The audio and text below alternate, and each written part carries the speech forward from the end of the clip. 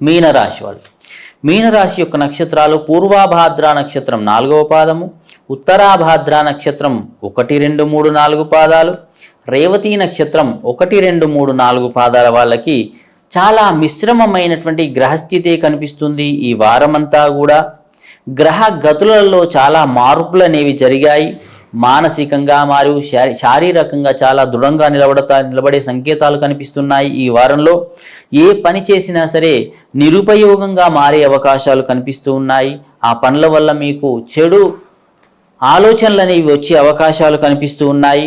ఏ పని చేసినా ఉపయోగం అనేది ఉండదు. మానసికమైనటువంటి వ్యసనాలకు అలవాటు పడే అవకాశాలు కనిపిస్తూ ఉన్నాయి. మానసికంగా కొంత కృంగుబాటు అనేది కనిపిస్తుంది. ఈ వారం మీనరాశి వాళ్లకు మిమ్మల్ని ఇబ్బంది పెట్టేటువంటి పనులే ఎక్కువగా మీకు కనిపిస్తూ ఉంటాయి. మనసు చాలా చంచలంగా ఉండే అవకాశం కనిపిస్తుంది. ఉద్యోగంలో మార్పులకు కూడా మీరు అవకాశం చేయకండి. ఉన్న దాంట్లోనే సర్దుకోండి. ఆ ఉద్యోగంలోనే ఉండండి. ఆ వ్యాపారమే చేయండి. కొత్త వ్యాపారాల జోలికి మాత్రం వెళ్ళకండి.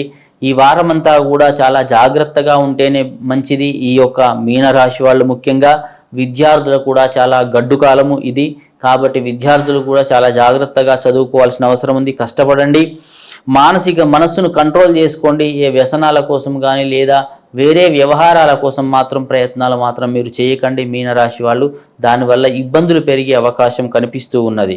కాబట్టి మీనరాశి వాళ్ళు ముఖ్యంగా ఈ వారమంతా కూడా చాలా జాగ్రత్తగా ఉంటేనే మంచిది. కాబట్టి రుద్ర కవచం పారాయణం చేయండి. ఆ శివుని యొక్క ఆరాధన చేయండి. దానివల్ల శుభ ఫలితాలు ఉంటాయి. మీ అదృష్ట సంఖ్య 7.